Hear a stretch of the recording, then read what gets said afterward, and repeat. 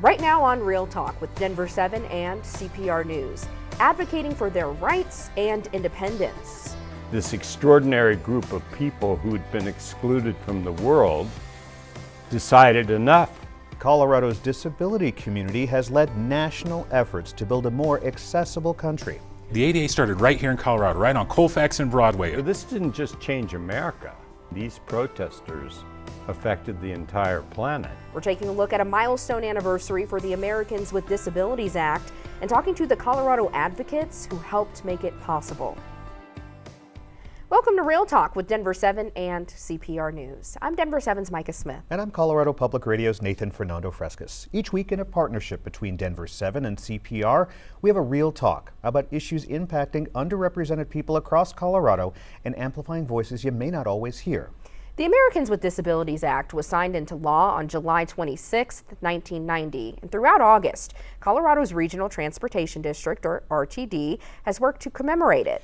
That's because RTD has a special connection to this federal legislation, and to understand that connection, we gotta look back to July 1978. That is when 19 advocates for people with disabilities, known as the Gang of 19, surrounded two buses at the intersection of Colfax and Broadway in Denver and demanded RTD equip buses with wheelchair lifts. For 24 hours, the bus drivers were unable to move their buses as protesters chanted, "We will ride." The protesters' demands were eventually met and RTD buses were outfitted with wheelchair lifts.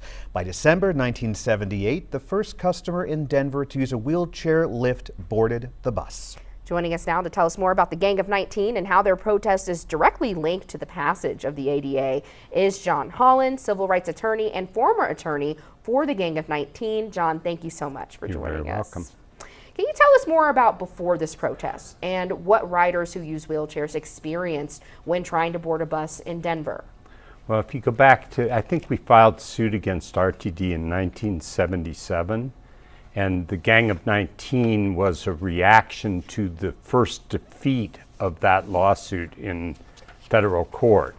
And Wade Blank came out of that defeat and said in a press conference at 19th and Stout, the old courthouse, not until the judges in the North learned what the racist judges in the South learned about the right to be in the world will we be back in court.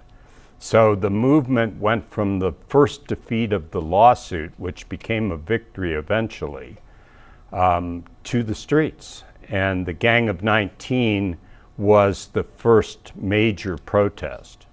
And so how did you become involved with the Gang of 19? Well, we were all kids. Yeah. Wade was a little older. And I was at Legal Aid, and this is back in a time when Legal Aid Society was allowed to bring class actions for poor people. And we made a list of things that we thought should be challenged broadly, not in narrow or one individual case. And we saw RTD advertising that they were going to take possession of over 200 Roar flexible buses that weren't going to be wheelchair equipped. Atlantis community had been formed and was deinstitutionalizing people who supposedly had to live in nursing homes were starting to live independently. But the right to be in the world had not been secured. So how do you be in the world if you can't move? And so we called him and said, we were friends by then, we were bringing cases by then. I said, how about we bring Atlantis v. Adams? Brock Adams was the Secretary of Transportation. He said, done. And so we sued them to enjoin all of the buses from being taken into service by RTD unless they were equipped with lifts.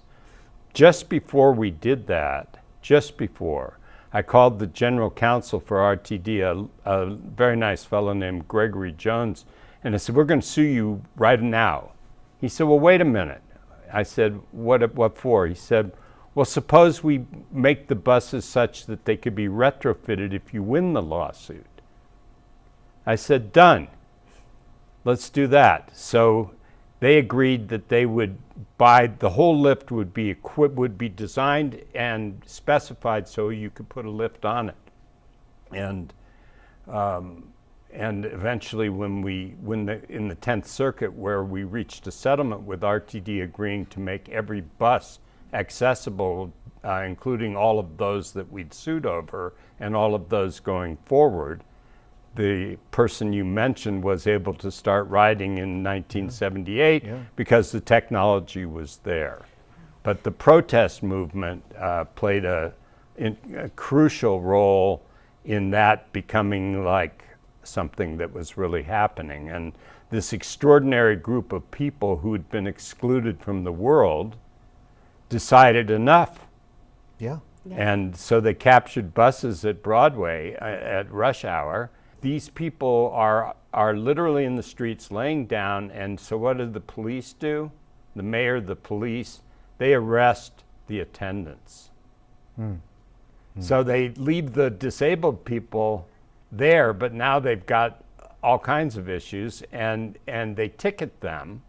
They ticket them all, and Wade comes to me and says, "What do you think about that?" I said, "Well, how are you going to have a civil rights movement if you can't even get arrested?" Well, that's very true. It's that public expression of we are here, right? And even in that sense, they're still not seen. They were utterly disregarded. Yeah. So we decided to challenge all of the claims, all of that group. Yeah. And so we go to court for the able-bodied attendants, saying they're violating equal protection because they're selectively enforcing the criminal law and arresting the people who are supporting the people who are breaking the law, but refusing to even recognize the existence of the people who are demanding their rights. It's that hypocrisy So, that we see. so John, how did the Gang of 19's actions really lead directly to the Americans with Disabilities Act? It was an explosion in public consciousness. And they wanted what they wanted. They wanted their rights. And that was a universal demand. There's really nothing in between the right to be in the world and being in the world. So you need to win. And they were very committed to winning, and it was catching fire all over America. And this group was encouraging other groups, and other groups were forming. And eventually they form ADAPT, which is a kind of a national umbrella group. And pretty soon they're taking dozens, if not hundreds of people to demonstrations all over the world. The Gang of 19 ignited a national movement and played a role in that movement going forward all the way till the ADA. There is this rallying cry, nothing about us without us. And we'll speak to somebody in the community later in the show about that. The Gang of 19, how this movement has gone forward. Is there more left to do? I think there's been a fair amount of success at the level of access, because actually access benefits everyone. And there's so many millions of people who are disabled or mobility disabled or who will become disabled that we all kind of intuitively know it's in our best interest to be able to have the option of not having to climb the stairs. It's not a hard point for people to understand. There's still a lot of people institutionalized. There's still a lot of places that are not as accessible as they should be. There probably is some danger of backsliding at this point, given the national commitment to rights that we see in struggle every day. So I would say there's a lot to do, particularly in vigilance and maintaining and keeping pressure on institutions. When the next buses are ordered in Sacramento, make sure they have the lifts on them.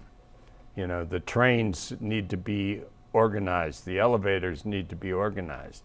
The right to be in the world has to be, it's not done. John Holland, civil rights attorney, thank you so much for joining us for this Real Talk. You betcha. Thank you for having me.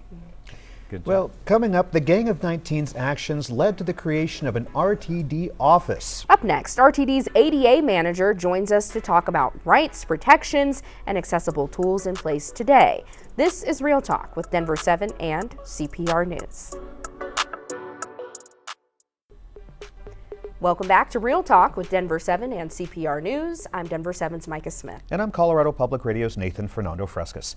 This summer marks 35 years since the Americans with Disabilities Act was signed into law. The ADA is divided into 5 titles or main parts that addresses a person with disabilities' rights to employment, state and local government services, public accommodations, telecommunication, as well as travel and housing. To make sure that RTD is compliant with the public accommodations and public transportation requirements of the law, the agency has an ADA office. So we want to dive deeper into the RTD's ADA office, what exactly it does today, and the tools available for you if you or a loved one need accommodations while using public transit. Joining us now is Gabe Christie, ADA manager for RTD. Gabe, thank you so much for joining us for this Real Talk. Thank you for having me. So tell us more about your office and your role at RTD. Happily. So my office manages Title II and Title III of the ADA for RTD, and so we make sure that our services remain accessible to people with disabilities. We also make sure that we can provide accessible telecommunication, as well as modification when necessary for customers with disabilities who our services don't serve as well as they could. So this episode, we've talked a lot already about the history of the ADA. What do you think about the ADA's Colorado roots and the Gang of 19? That's a lot of history there. It's a deep, rich history, right? It is. I tell folks, as we shared before, we often forget the ADA started right here in Colorado, right on Colfax and Broadway, hometown, right? When we think about civil rights legislation, especially here in the West, it's usually something that happened far away, deep in the South, so long ago. But as a piece of personal history, my grandmother was a bus driver that day. And so for me, this is present, it's living history. She still tells stories about what it was like to get the call over the radio and say, oh man, what's happening now on Colfax? And realizing, and she says now, I didn't realize what was just a protest would be the kind of thing that gives me the ability to take take the lift now. Mm-hmm. Wow. Mm-hmm. So what did she share with you? Just about that feeling. What was she feeling when this was going on? She was a bus driver that day and her route was on the 15, so she was a bit frustrated because she realized she was going to be running late that night. She was going to be picking my mom up late from school, and she didn't know how to juxtapose that. But once she got home, she said, I realized that there was a lot of parallels, right? She'd grown up here, she'd been a part of the civil rights movement here in Denver, and so seeing that juxtaposition, she said, oh, this is very familiar, it might have inconvenienced me, but this movement stands for exactly what I was standing for 10 years ago. And now, so many years on, what resources, initiatives, and programs does RTD and your office have to work with people that need accessibility help? Absolutely. Well, and I'll tell you the first and foremost thing we do is we bake accessibility into everything we do. When we're talking about new builds, we're reviewing accessibility requirements. When we talk about the procurement of new buses, new trains, improvement on the system, we think about accessibility as one of the first things we consider. And so it's not something we have to rush and fix later, it's something we start with. And then about materials that we have that are available to folks, we have many things. We have lifts and ramps on our buses. We have the high block boarding platform on our light rail trains that allows people with mobility devices or people who might just have trouble taking the stairs to come up and board our light rail trains. Our commuter rail offers level boarding. And then we also have our paratransit service and the ever popular Access on Demand service. And so we have a great deal of resources for people who would like to use our service with disabilities. And then initially, if that doesn't work for you or you have a disability that gets in the way or may require some additional support, we actually maintain a reasonable modification process where we give people the ability to give us a ring, let us know what they need, and then we work with them to get that for them with consideration to safety. Can you give us an example of an RTD rider that maybe has called and said, hey, I really can't take the bus, or the bus really doesn't fit my needs. What can you do for me so that it's still accessible? Absolutely.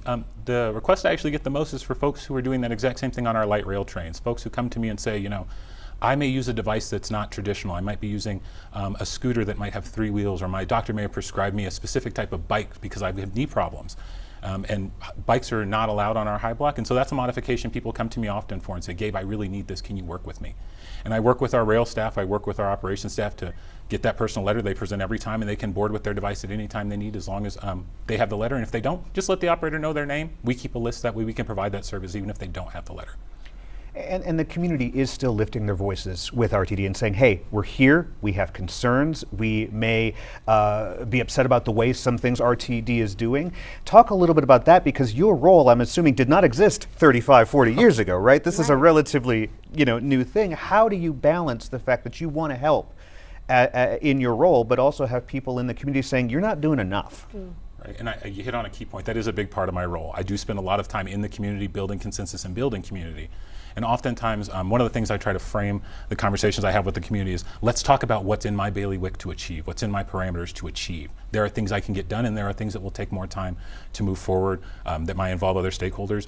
Or surprisingly enough, things that may not be an RTD issue, they may actually be a partner issue. Might be a municipality, a city, a local government.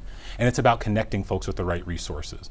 I often go into the community and I like to sit in that discomfort. I tell folks all the time, tell me how we can do better. If we were a perfect system, you'd have no need for an ADA manager, and you'll never meet someone who's working harder to make their job obsolete, right? And so I stand often in community and ask for that feedback. I'm closely aligned with Atlantis. I spend time with their director, Brian Gruey, often, and we have that collaborative relationship. And you know, the phone calls we have aren't always positive. Sometimes it's, Gabe, I really don't like this. But those phone calls never end in conflict. They usually end with, this is what I can do. Let me get right back to you. Transparency and open conversations always are so important. What are your hopes, Gabe, for the future of your office and customers' experiences while utilizing public transit? You hit on it a little bit. You said you hope one day your job is obsolete. I think it'll be a long time for that, but what are your hopes? I think that is my primary one. I've been in the accessibility space about 12 years, so it's been a long time that I've been a professional, and I tell people all the time, you'll never meet somebody who's working harder to do away with their job, to make themselves unnecessary. My hope is that in the future, as RTD continues to provide service to the ever-growing service area, right? As a Denver local, Denver is bigger than it's ever been. But as we continue to provide that service, I want to make sure that we're providing accessible service, not just in the city center or in the core, but also in those peripheral areas. I want to make sure that as we build out our light and commuter rail system, we're thinking about how people with disabilities board and use our service. And then also we're thinking about barriers for those whom we may not even be considering. Often when we talk about disability, it's those people over there, it's that person. But it's often helpful to think about ourselves when we will need it, and then take that perspective and say, one day when I will require assistance, how will I make it easier for me? Right? And I hope to impart that mentality into the agency in my time here, right? To let folks remember that accessibility it's a tide that lifts all ships, right? Whether you benefit from it today, you will benefit from it tomorrow, and if you don't, your children, your nephew, your niece, your mother will, right? And so my hope is that in 25, 30 years, the ADA office will still be around, but the work may be a little bit more dull, there might be less to do, right? Gabe Christie with RTD's ADA office, thank you so much for joining us for this Real Talk. Thank you for having me. RTD is clearly working to make sure transit is accessible, but how are those efforts landing with riders? Up next, we hear from one advocate who uses a wheelchair who says transportation changed his life and what he wants RTD to know about those who rely on that service. This is Real Talk with Denver7 and CPR News. Welcome back to Real Talk with Denver7 and CPR News. I'm Colorado Public Radio's Nathan Fernando Frescas. And I'm Denver7's Micah Smith. All episode long, we've been marking the 35th anniversary of the Americans with Disabilities Act. We've heard how the law opened doors and how advocates have kept pushing for access and equity. Now, we want to bring you the voice of someone who relies on public transit to understand what's working and what's not and what riders still need. So Denver7 recently spoke with Jamie Lewis from the Colorado Cross Disability Coalition. He shared a bit about his story and his first experiences with accessible transit in Colorado. I had polio in 1961, so it kind of restricted my ability to walk. I'm paralyzed from the waist down. Moved to Colorado in 1996, which was the best decision I ever made. I love it out here, and all of a sudden I was kind of like introduced to transportation. Growing up as a child, we didn't have transportation. You know, mom and dad had to take us everywhere that I needed to go. So coming out here and experiencing buses and trains and paratransit for the first time as an adult was pretty exciting. Wow, hearing Jamie say as a child he couldn't experience public transportation and his parents had to take him everywhere, that just really puts it into perspective that public transit for a long time just was not accessible for all. And it's just really unfair. I have no other way to say that. Yeah, and hearing from a member of the community who actually is impacted by this, it's valuable. That, like I keep saying, nothing about us without us, and they're there telling that story. Yeah. And Nathan, it is such a great reminder that access to transit can truly be life-changing. Yeah, absolutely. But that access isn't always easy or equitable. especially when programs change. Lewis told us about some of the growing pains with RTD's Access on Demand program. It launched about 5 years ago, a pilot that gives people with disabilities subsidized trips through rideshare services like Uber and Lyft. But now RTD says the program is not financially sustainable, and the board is now considering lowering the rideshare subsidy and charging an additional fee. Well, unfortunately, when the RTD started the pilot program, they had zero cost on the front. And that became a problem when the program became very, exploded in numbers because they did not put a cost up front. Now the board of directors is struggling with how much do we charge people in order to use this service. Right now, you get $25 worth of service. They want to lower that from 25 to 20, and they want to charge $6.50 to board the vehicle. We find that that's not equitable with any other service within RTD, including rail and bus. And I'll give you an example. If you're a young mother or young father taking your child to school and you needed to go to work afterwards, every time that vehicle stops, the boarding pass resets. So if I were to take my child to school, it would be $6.50. As soon as that vehicle stopped and I wanted to go to work, from school to work, it's another $6.50. So some people would be paying $26 a day just to drop their child off at school, go to work, and come home. It's not equitable. $26 a day. Yeah. That is a lot of money. Yeah. Even when you think about if you have a car bill, a car note that you're paying, $26 a day for, let's say, over a month, that's just unsustainable. Right, and the amount of planning that has to go into that, the figuring out if I can get from here to here, my paycheck only goes so far. Do I get groceries today? Do I not get groceries today? Do I go to the doctor's appointment if it's going to cost me X, Y, Z? And this is just surviving and living in the world. This isn't anything extra or special. Exactly, Nathan. That is just for the basics: school, work, home. Imagine if you have a doctor's appointment or errands. It adds up so fast. Right now, each trip is $4.50. As Jamie said, the RTD board discussed raising the cost to $6.50 per trip in July, but in the same meeting, they also considered actually lowering the price to $2.50. I think that would be to the relief of a lot of people. A final decision is set to be made in September. Lewis hopes board members understand the real impact this service has on people's lives. The testimony we've been getting for the last 17 months has been heartbreaking. You know, people joined the service because it did change their life. We've had stories like people taking a job for the first time because they were able to have a dependable transportation mode. They are able to use the system and go to the places where they want to in a timely manner. Yeah, for many riders, this isn't a luxury, it's their independence. And that's what the ADA was always about, making sure that independence is possible. And also, I just want to say this isn't something that needs to be earned. Right. This is a right. This is being able to move around in the world is a right that everyone should have. And the fact that it happened here in Denver, that people stood up and said, this is a right. I am not asking for anything extra. I just want to be able to live like everyone else, how important that is, and how it got its start here, right here in Denver. Nathan, over my 6.5 years of being in Colorado and learning all roads lead to Colorado. It's true. It's true. Well, that is this week's episode of Real Talk with Denver7 and CPR News. Every week, we have a Real Talk on issues that impact Coloradans who are often overlooked. You can find all of our shows on denver7.com/realtalk or at cpr.org/realtalk. Have a great day.